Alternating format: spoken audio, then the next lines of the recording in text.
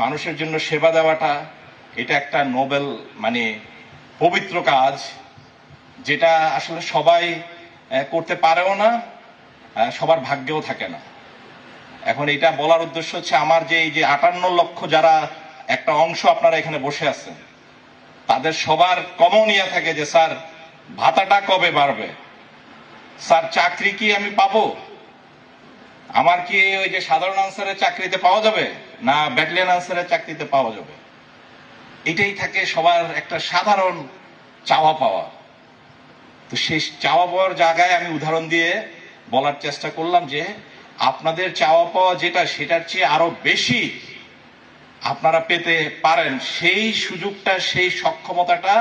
এই বাহিনীতে আছে, বাট যেটা আপনারা কখনো জানেন না। শুধু তো আপনি 1 লাখ টাকা চাইলেন আমি 1 লাখ টাকা দিয়ে দিলাম, সেটা তো শেষ না। কারণ সে 1 লাখ টাকা আদৌ আপনি কি অনলাইনে বেটিং করবেন না, সে 1 লাখ টাকা দিয়ে আপনি একটা ক্ষুদ্র উদ্যোগ নিয়ে একটা আপনি খামার করে 2টা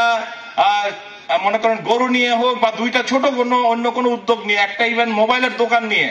বা কম্পিউটারের দোকান নিয়ে, আপনি যে প্রশিক্ষণ আমি আপনাকে দিয়েছি